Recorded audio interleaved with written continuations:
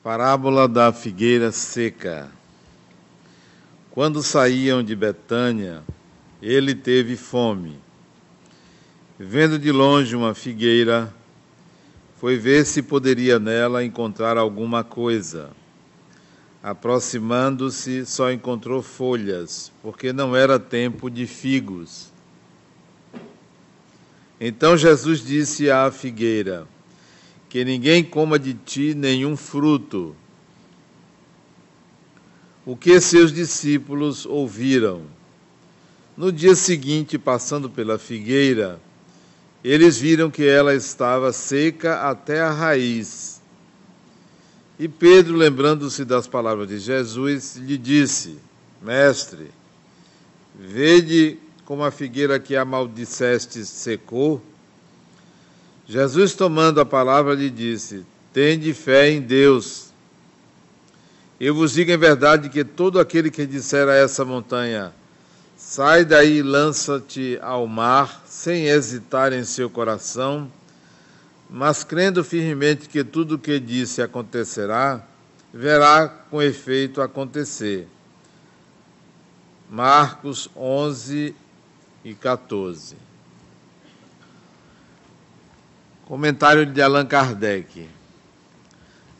A figueira seca é o símbolo das pessoas que só têm do bem as aparências, mas na realidade não produzem nada de bom. Oradores que têm mais brilho do que solidez. Suas palavras têm o verniz da superfície, agradam aos ouvidos, mas quando se as perscruta, nelas não se encontra nada de substancial para o coração. Depois de tê-las ouvido, pergunta-se qual proveito delas se tirou. É ainda o emblema de todas as pessoas que têm os meios de serem úteis e não o são, de todas as utopias, de todos os sistemas vazios, de todas as doutrinas sem base sólida. O que falta, na maioria das vezes, é a verdadeira fé.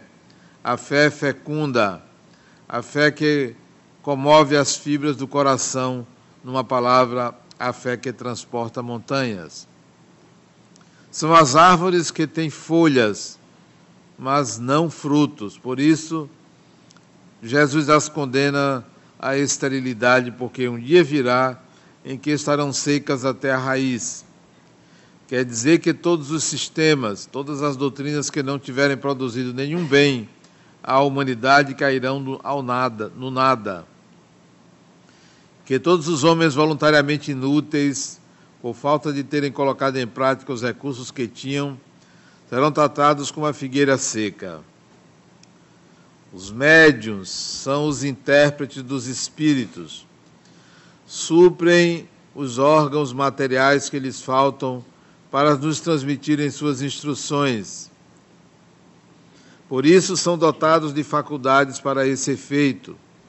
Nestes tempos de renovação social, têm uma missão particular. São as árvores que devem dar o alimento espiritual aos seus irmãos. São multiplicados para que o alimento seja abundante. Encontram-se por toda parte, em todos os países, em todas as classes da sociedade, entre os ricos e os pobres, entre os grandes e os pequenos, para que não haja deserdados e para provar aos homens que todos são chamados. Mas se eles se desviam do seu fim providencial, a faculdade preciosa que lhes foi concedida, se eles a fazem servir às coisas fúteis ou nocivas, se eles a colocam a serviço dos interesses mundanos, se em lugar de frutos salutares dão frutos malsãos, se eles recusam torná-la proveitosa aos outros, se dela não tiram proveito para si mesmos, se melhorando, eles são como a figueira estéril. Deus lhes retirará um dom que se tornou inútil em suas mãos, a semente que não sabem fazer frutificar, e lhes deixará se tornarem presa dos maus espíritos. Está aí o comentário de Allan Kardec à parábola da figueira seca. Antes do meu comentário, é interessante notar a diferença entre Jesus e Cristo.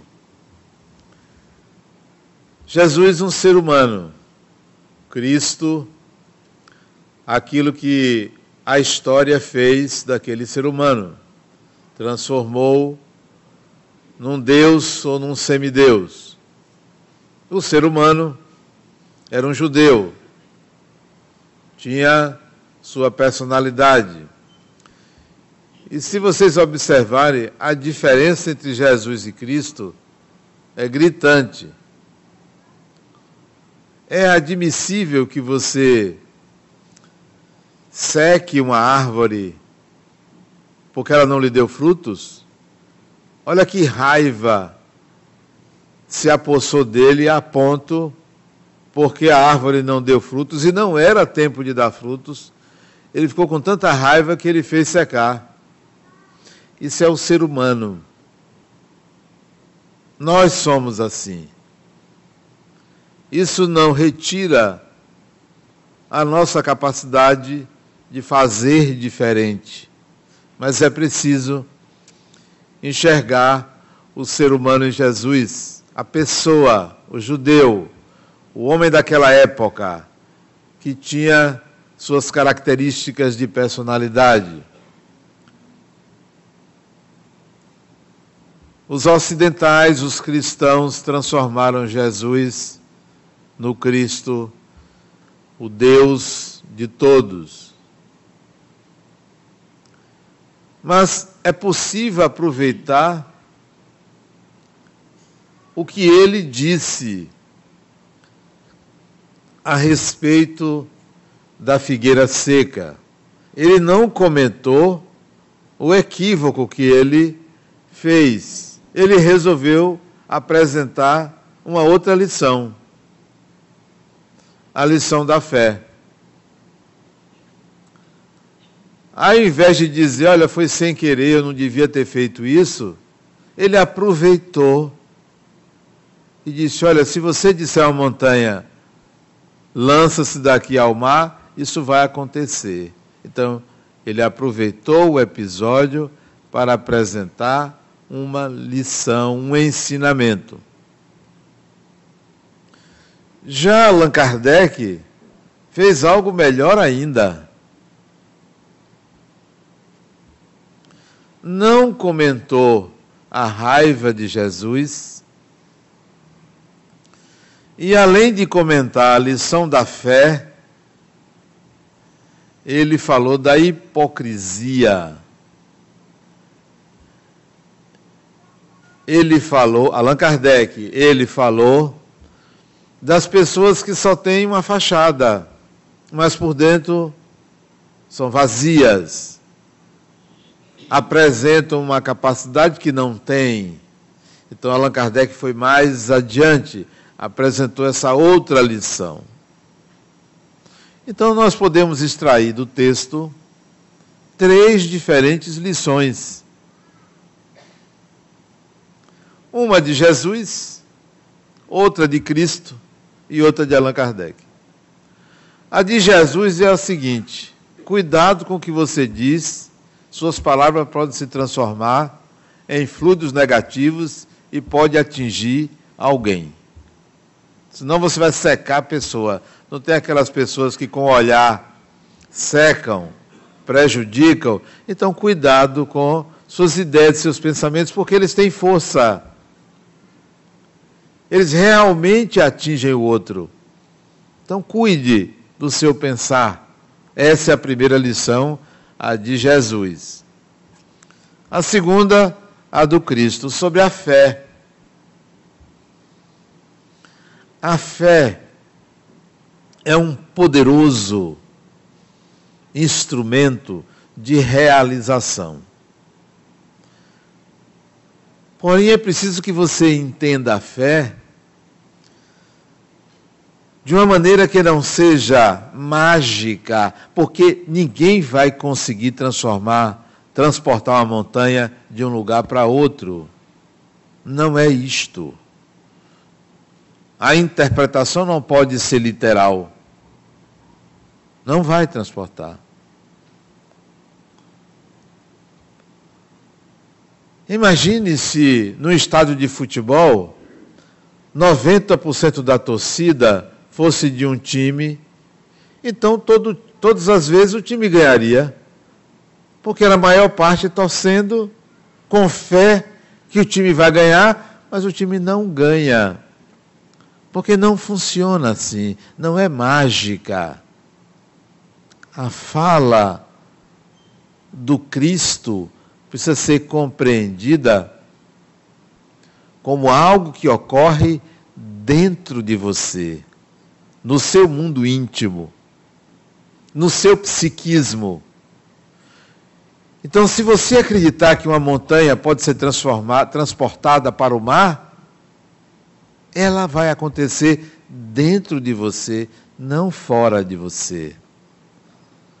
Se você acredita que uma pessoa não presta, por mais que essa pessoa preste e tenha valor, dentro de você ela não presta, porque é nisso que você acredita. A sua fé, a sua crença não muda a realidade, muda você. O mundo que você enxerga é o mundo da sua fé, mas não é o mundo real.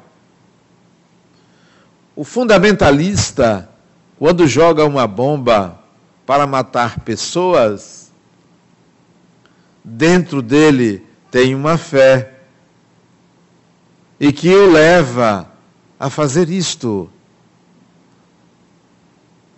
Então, a fé transporta estas montanhas.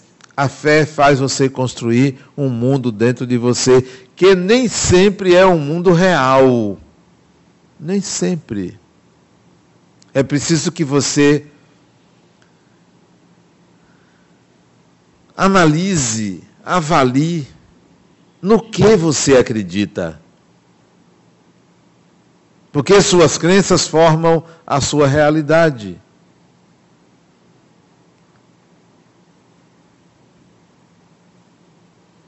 Uma pessoa pode ter fé que a outra ficará curada e não acontecer. E uma pessoa que tiver muita fé, porque vai depender de merecimento, vai depender do karma do outro, das necessidades evolutivas.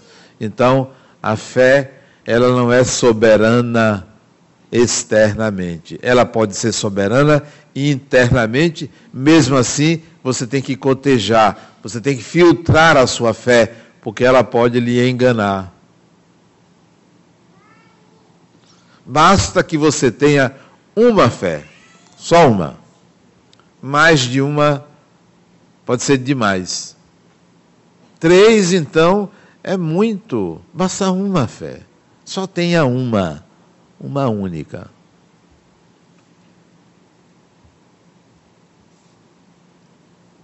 Essa fé única que você deve ter passa pela consciência de que a divindade propôs um sistema evolutivo. Essa é a fé. Agora, a fé que tal coisa vai acontecer é a adivinhação. A divindade criou um sistema evolutivo. Tudo evolui. Amanhã é sempre melhor do que hoje. Sempre. Essa é a fé. Agora, eu ter fé que vou fazer uma boa viagem, eu tenho fé em Deus que vai dar tudo certo. Nem sempre. Às vezes é melhor que dê errado. Tenho fé em Deus que eu vou passar. Nem sempre você pode perder. Não malbarateie a fé. Não use para conquistas que é de sua responsabilidade. Você só vai passar se você estudar mais do que os outros. Não gaste a fé desta forma. Então, O Cristo traz a necessidade de termos fé como um poderoso mecanismo, como um poderoso instrumento de modificação da nossa mente e não da realidade. Porque a realidade está sujeita a muitos fatores. Há muitos fatores. Uma vez eu viajava com um amigo meu de lancha e o mar começou a bater muito e ele começou a ficar, ele é o dono da lancha, começou a ficar desesperado achando que o barco podia virar, estava em alto mar. Se ajoelhou no convés da lancha, uma lancha grande de 51 pés, uma lancha enorme, 3 quartos, 3 suítes embaixo, uma senhora lancha. Olha que amigos eu tenho. Se ajoelhou, se segurou e se ajoelhou. Meu Deus, me salve. Não deixe essa lancha afundar. Eu disse, meu amigo, calma. Não se preocupe. Não está no meu karma desencarnar num barco que afundou. Então isso é uma garantia para você. Se segure para você não ser lançado ao mar. Mas o barco não vai afundar. Porque se afundar eu também vou desencarnar. Mas não está no meu karma. A sua garantia é o meu karma. Por isso que você nunca pode esquecer de beneficiar-me. Né?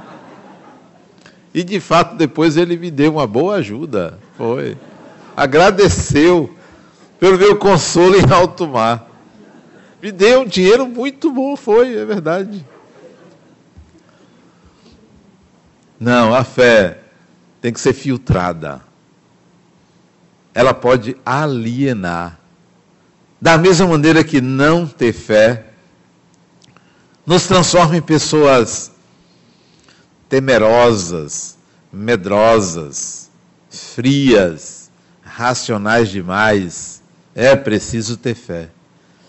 É preciso ter fé que tudo evolui. Tudo. Amanhã é sempre melhor do que hoje.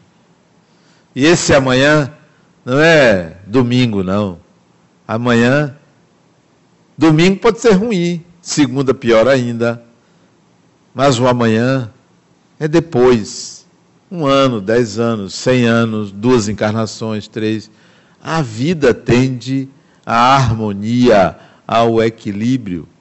A visão de uma vida só limita, atrapalha. Uma encarnação pode ser cheia de muita prova e você sair dela triste, doente. Mas vem outra. Isso é como uma estação de um trem. Daqui a pouco tem outra parada. Então, é preciso que a gente tenha esse tipo de fé, de que a vida evolui sempre para o melhor. Olhe, 100 anos atrás, eu não sei como é que as pessoas há 100 anos atrás viviam sem celular. Eu não entendo como é que conseguia. Não consegue viver sem celular. Alguém aqui consegue viver sem celular? Pode ser um ou outro que está no século passado. Imagine, há 200 anos não tinha luz elétrica. Não tinha. Como é que se vivia? Veja como, pelo menos em 2 itens, comunicação e energia elétrica que sustenta a vida humana, nós evoluímos bastante. Evoluímos também no campo ético. Vocês estão assistindo a corrupção aí, graçando na política. Grande novidade, era pior. Imagine, era pior. As pessoas compravam pessoas, escravizavam com dinheiro. Não é que está bom, não, mas a tendência é melhorar. Vai diminuir uns 10%, né? 8%. Diminui, vai diminuindo. Não vai se resolver numa encarnação. Não espere nessa encarnação. Isso é para os nossos, pelo menos para os meus netos. Não, meus netos não, que já estão aí. Isso é para os meus bisnetos, talvez. Eu acho que dura, isso aí só se modifica dentro de 500 anos. Está brincando? 500 anos. 5 gerações novas aí para mudar isso. 5 encarnações suas para mudar isso aí. Não muda fácil, não. Não é simples assim, não é um decreto. Está na raiz, está na alma, está na essência do ser humano. Do ser humano, não é do brasileiro, não. Do ser humano. É mundial. É do planeta. O planeta ainda é um pouquinho atrasado, ainda vai precisar de 500 a 1000 anos para ultrapassar essa fronteira ética. Então, tudo evolui, tudo melhora, mas tem um prazo, tem um tempo longo. Tenha fé. Enquanto isso, enquanto você tem fé que tudo evolui, vá trabalhar, vá ralar, vá suar, vá fazer a sua parte. Não espere pela divindade, porque Deus não nos deu nada de graça. A única coisa que Deus deu de graça foi a imortalidade do Espírito. Ó, você é imortal. Agora se vire aí no universo. Está tudo aí. Se vire. Não vou ficar atrás de você resolvendo os seus problemas. Se vire, vai resolver. Eu tenho o que fazer.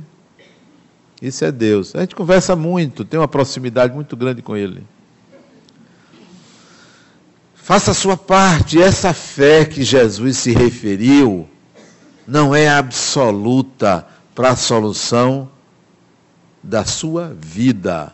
Não basta crer, não basta aceitar, não basta ter lido meia dúzia de livros, não basta fazer palestras, não basta oferecer escolas ou isso e aquilo. Você é o que você é capaz de fazer, você não é o que você já fez ou providenciou ser feito.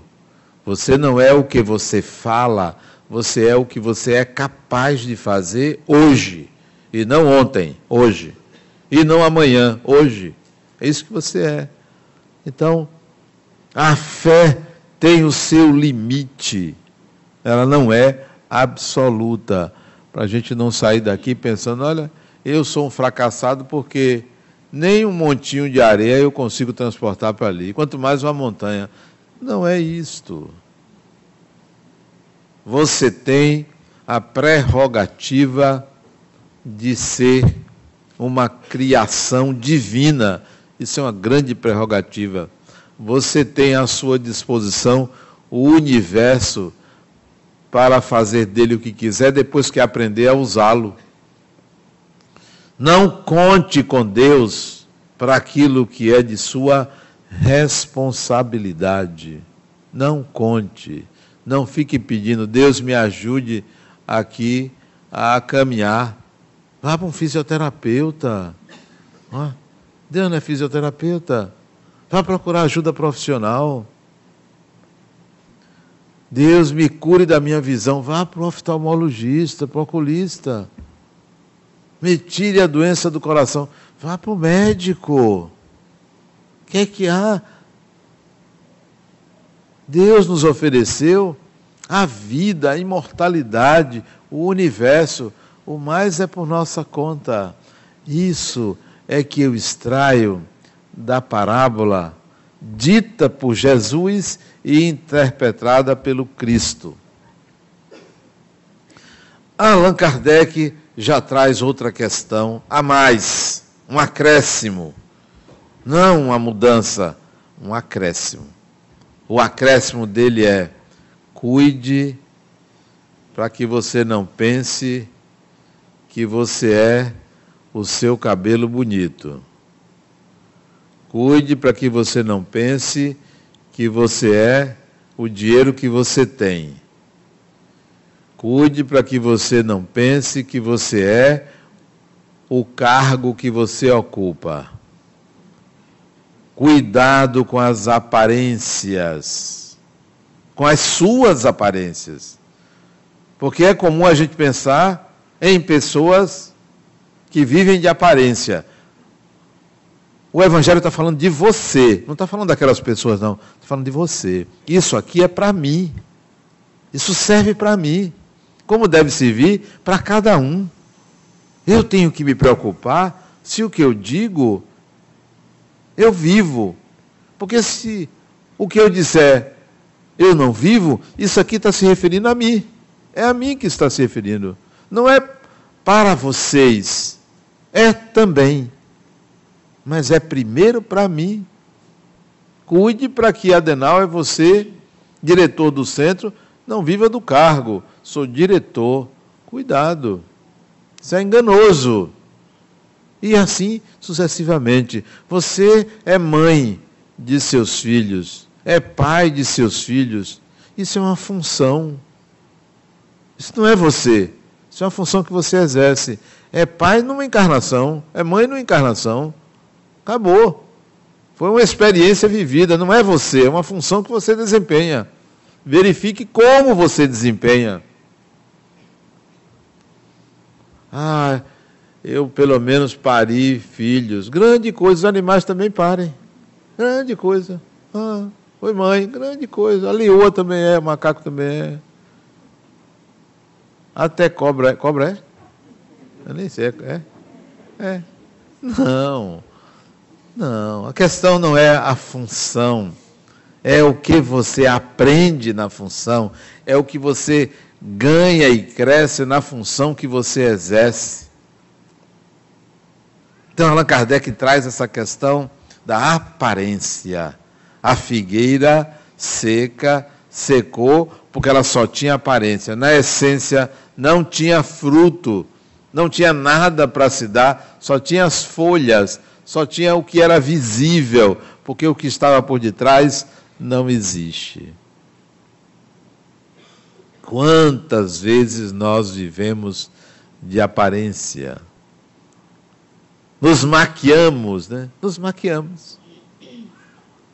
Quem é que se mostra, quem é que sai com uma corda? Ave Maria, ninguém aguentava. Só tinha megera. Não. A gente vive de aparência, mas cuide da essência. Você é o que você é na intimidade. Não é o que você é do lado de fora.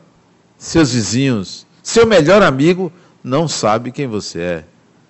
Porque todo mundo filtra um pouco de si mesmo para não se inferiorizar. Só você e Deus sabem quem você é. É esse ser que você é, na sua intimidade, que você deve trabalhar esse ser. É esse ser que você deve fazer evoluir, melhorar-se, capacitar-se. Esse na intimidade. Mas não levem essa questão de aparência para o lado moral, apenas moral. O espírito não deve pensar que a evolução ou alcançar um estágio superior se dá pela moral. Imagine uma pessoa muito bondosa, maravilhosa, boa fala, serena, paciente, tolerante. Aí você contrata, você é patrão, contrata para trabalhar na sua empresa. Nunca fez um curso. Não sabe fazer um ó com um copo. De que vale essa moral? Nada. Então não é só no campo moral. Não vale nada. É uma ótima pessoa, maravilhosa, mas quando vai trabalhar, preguiçoso. Fica só querendo dar lição de moral aos outros. É amigo, gosta de todo mundo. Paciente, tolerante, mas não sabe fazer nada. Então, não, meu amigo, vá estudar. Vá aprender um ofício. E venha trabalhar. Então, é preciso muito mais do que ter virtudes. Deve ter virtudes, claro, mas não é suficiente. Um espírito mais evoluído é uma pessoa que é bom filho ou filha, bom marido, coisa rara, bom marido, boa esposa, bom empregado, bom amigo, bom pai, boa mãe, bom irmão, bom vizinho, bom condômino. Tem gente que mora em condomínio, nem paga, olha, e chega no centro sorrindo. Ainda ajuda no centro, dá um dinheirozinho, R$10, mas não paga o condomínio. Olha, aparência, vive de aparência. Vive de aparência. Eu tenho uma amiga que ela me disse: Adenal, você não sabe como é que eu conheci meu marido. Como foi? Eu estava no supermercado, era jovem, 20 anos, ele também tinha mais ou menos essa idade. Eu passando no carrinho, ele veio de lá, ele bateu numa lata de, acho que extrato de tomate, e caiu tudo. Ele se irritou e derrubou o resto. Quando ele me viu, ele disse assim: muito prazer, eu sou essa pessoa, eu me chamo José. Ele se apresentou a ela nesse momento. Daí nasceu um romance, se casaram, filhos. Ela conheceu assim. Ele se apresentou no pior momento dele, não enganou ela. O que é que eles fazem? Enganam, né? Aparecem cheiroso, bonitinho. Ela também, né? Cheirosa, bonitinha. Isso não é real, né? Não é real. Vivemos de aparência. Você é quem você é na intimidade. Capacite-se. Além de se maquiar, tem uma beleza natural. Não é esse negócio de beleza interior, não. Não é beleza interior que eu estou falando, não. É uma beleza natural. Todo ser humano é bonito. Até os mais feios têm uma beleza natural. Só que a gente tem um ideal de beleza e todo mundo se maquia para o ideal de beleza. E não descobre que a naturalidade também é bela. Eu estou falando de estética, não estou falando de beleza interior, não. Porque dizer que você tem uma beleza interior é dizer que a pessoa é feia, né? Todo mundo é belo, todo ser humano é belo. É só sair do estereótipo global, né? As exigências globais, né? Allan Kardec chama a atenção das aparências. Cuide das aparências, capacite-se. Volte para a escola. Quantos anos você tem? 50? Volte para a escola. 60 anos, volte para a escola. Vai estudar, vai fazer um curso, vai aprender. Eu me lembro de minha mãe tinha 10 filhos, 9 problemas, 10 filhos.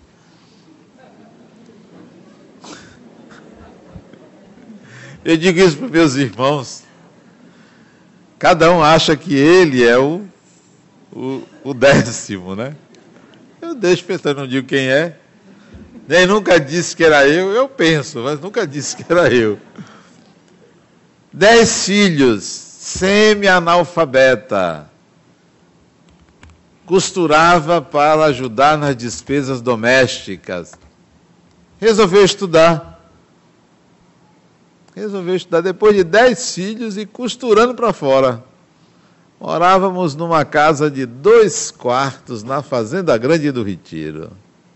Maravilha. O sanitário era fora da casa. Coisa boa. Todo mundo ali amontoado, né? 10 e 2, 12. Ainda tinha uma irmã dela que ela abrigava.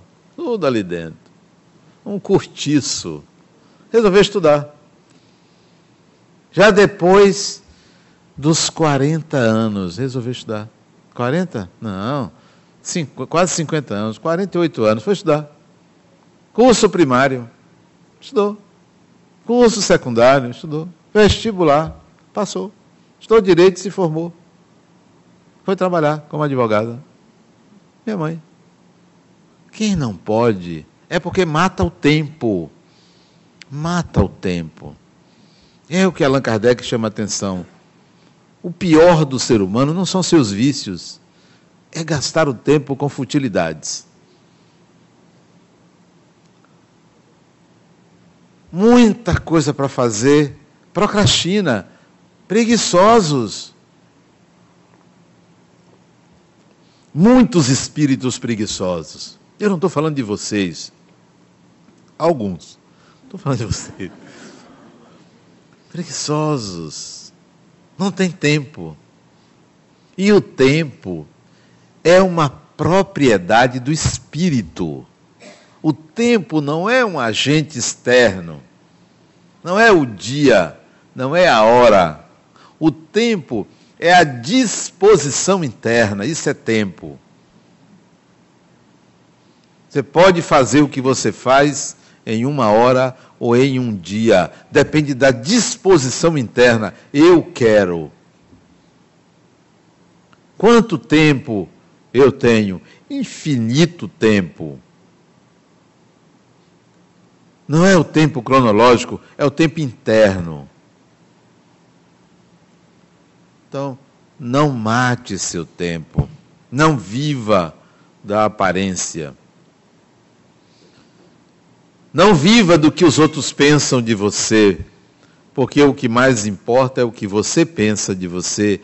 E se o que você pensa de você é fundamentado no que os outros pensam, você vai viver a vida dos outros, não a sua vida.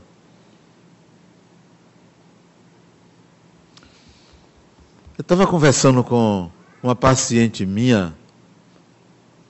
Disse, Adenauer, como é que você consegue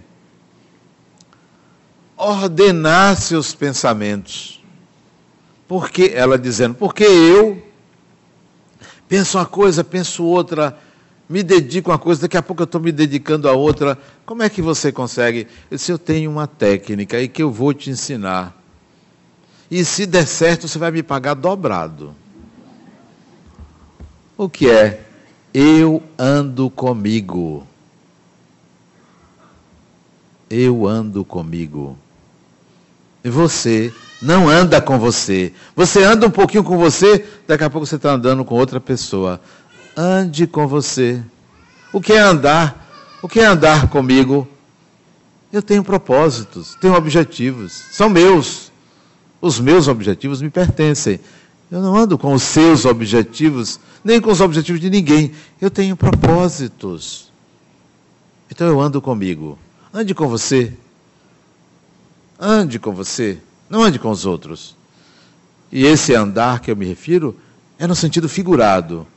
Porque você pode caminhar com qualquer pessoa, com pessoas boas, com pessoas ruins. Pode andar com pessoas ruins, mas internamente ande com você. Eu não sei quem está do meu lado. Aqui, desse lado, eu sei. Eu não sei quem está do meu lado. Se é uma boa ou uma má pessoa, não importa. Mas essa pessoa vai saber que eu ando comigo. Eu tenho propósito. Tenho objetivos para esta vida, para a próxima vida, para a outra. Tenho objetivos. Vou perder meu tempo andando com os objetivos dos outros? Então, Allan Kardec chama a atenção da aparência.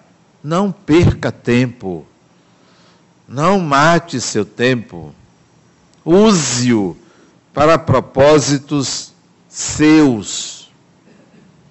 Agora, se seus propósitos são propósitos menores, cuidado. Pense grande para você. Queira mais de você. Pense grande, não pense pequeno.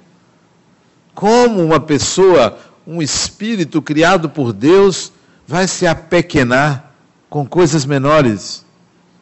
Queira muito, queira mais de você, vá mais além. Capacite-se para isso. Invista em você, ande com você. Fulana, você vai aonde? Eu vou ali no shopping. Vai. Tá bom. Outro dia, fulana, aonde? Eu vou ali no shopping. Toda semana no shopping. Pois toda semana eu poderia estar fazendo um curso. Se capacitando, toda semana. Se quiser depois, dá uma passadinha no shopping, esquecendo a bolsa em casa, claro. Cartão de crédito em casa. Dá uma passadinha.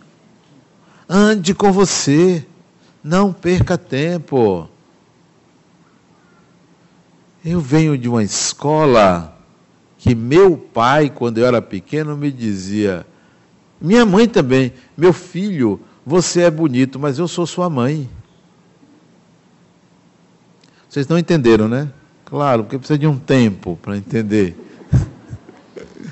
É como se ela dissesse, sou eu que acho. É você que tem que pensar na sua beleza. É você que tem que constatar isso. Você é bonito, mas eu sou sua mãe. Meu pai dizia, você é inteligente, mas eu sou seu pai. É você que tem que fazer isto. É você que tem que encontrar você. Invista em você. Não invista no outro. Como uma pessoa de 60 anos, 50 anos, vai ficar se preocupando com filhos? Está esquecendo de si. 50 anos, a não ser que o filho seja pequeno. Até 13 anos, 14 anos, 15 anos. Depois, tem que viver. O rapaz com 30 anos dentro de casa, vai embora, volta para fora, esse rapaz vai trabalhar. Mas só se for doente mental. Eu tenho filho de 30 anos, a gente já fez um acordo, é esse ano.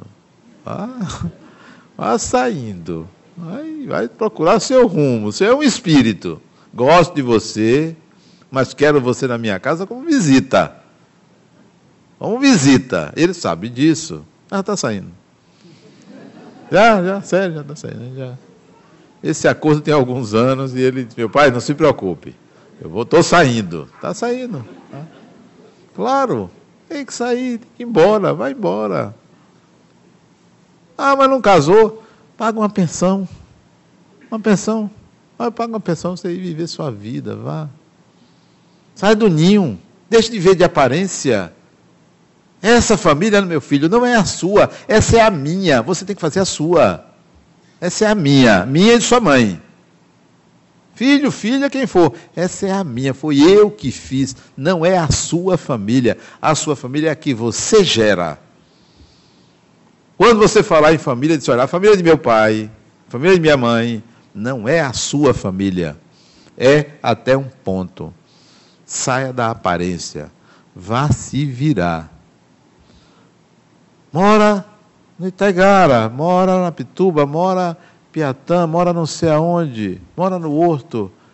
Vá morar na Fazenda Grande, com todo respeito ao morador da Fazenda Grande, é o que você pode.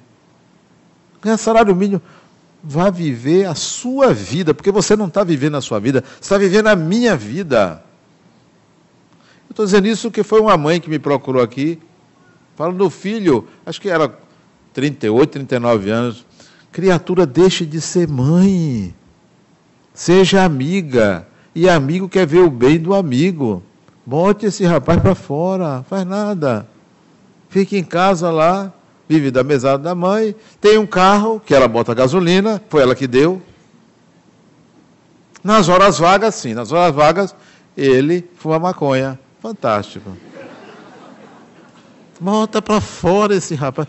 Mas porque não é seu filho? Ainda bem que não é meu, é seu, não é meu não. Não quero não. Não quero. São espíritos preguiçosos. Preguiçosos. Não querem sacrifício. Não querem se sacrificar. Perdem tempo com nada. Reencarnam e vivem às custas dos seus amores. Porque ela ama ele, mas é objeto de desejo dela. E ele se vale disso. Fica ali, pendurado. Despendure, seque essa figueira. Seque, saia. Vá para o mundo. Adenauer, você é muito cruel. Esse é o seu pensamento. O meu, isso se chama responsabilidade. Isso é amor. O que você chama de crueldade é amor. Liberte o passarinho. O passarinho tem que voar. Mas ele vai cair. Deixe cair. Mas ele pode se matar. A vida continua. Não aceito ameaça. A vida continua. Mas já pensou se ele... A vida continua, criatura. Você sofre um pouquinho com a ausência dele, mas depois você também vai desencarnar. Aí você vai ver que o prejuízo foi dele. Não se comova com a ameaça de alguém. Eu não vivo sem você. Se eu sair, eu me mato. Ok, escolha é sua. Você é filho de Deus, não é meu filho. Não viva de aparências. E toda pessoa que você notar que vive de aparências, convide para ir até onde você foi. Vá, busque. Allan Kardec chama atenção para os médiuns. Todo mundo aqui é médium. Todo mundo. Eu não acredito. Não tem problema. Morra, que você vai ver que a vida continua, os espíritos se comunicam, é médium. Mas eu não ouço nada, não vejo nada. Mediunidade não é só ouvir e ver, não. Mediunidade é a comunicação sutil entre espíritos. É sutil. Você não aprendeu a discernir entre pensamentos seus e pensamentos intrusivos que vêm de entidades espirituais. Você não aprendeu, mas tem. Aquilo que você pensa que é seu, mas que é diferente do seu habitual, desconfie. Todos somos médiuns, uns em maior grau do que outros. O que você faz com a sua mediunidade? O que você faz com ela? Recebeu um dom, uma competência, uma capacidade e pouco usa. Vai usar. Outro dia teve um rapaz aqui que veio me procurar. Eu disse, rapaz, que mediunidade você tem? Ele disse, como é que você sabe? Eu disse, não sei, eu só sei na hora que eu digo, aí eu sei. O que você faz com esse dom que você tem? Não, eu não sabia que eu tinha. Você já desconfiava. Você anda fazendo massagem nas pessoas? Eu disse, eu faço massagem nas pessoas. Pois essa é uma mediunidade de cura que você tem. Ele começou a chorar. Um homão forte, alto, começou a chorar aqui. Eu disse, sente ali, vai chorar ali. Ele foi chorar aí. Vai trabalhar, vagabundo. Use sua mediunidade. Vá usar sua mediunidade. Fica aí achando. Será que é? Será que não é? É médium. Somos todos médios. Todos temos o potencial. Se você tem a mediunidade ostensiva, venha estudar, venha usar essa mediunidade, porque senão a figueira seca. O que é figueira seca? Imagine um passarinho que resolve não voar. O que acontece com as asas dele? Atrofiam, porque não usam. Se você não usa sua mediunidade, ela se atrofia. Ela lhe confunde.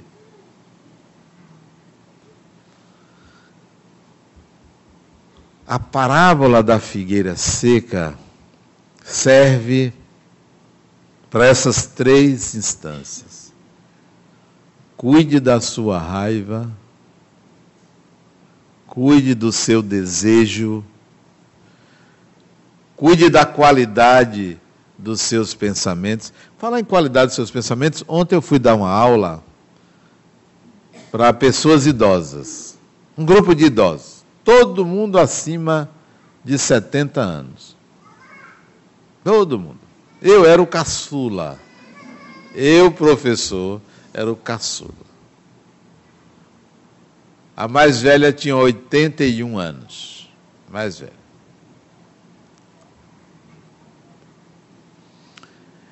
E aí eu perguntei assim, o que é que vocês fazem com os maus pensamentos?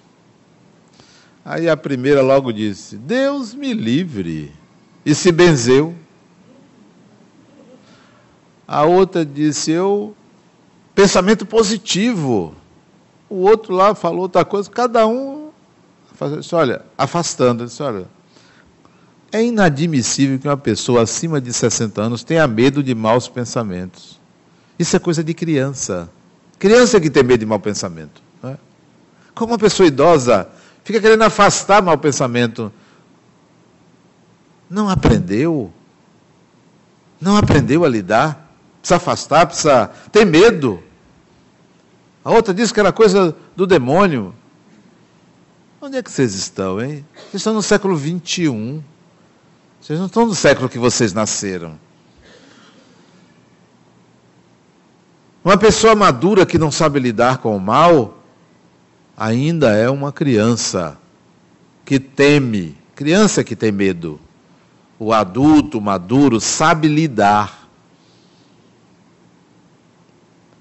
Não fica afastando como se fosse algo improvável de ser trabalhado, modificado. Então, a parábola da figueira seca é: olha o que você faz com seus pensamentos. Em segundo lugar, veja, avalie o que é que você faz com a sua fé. E em terceiro lugar, não viva de aparências. Somos todos espíritos imortais e a evolução se dá com a integração de habilidades, com a conquista de habilidades e não com aparências. Muita paz.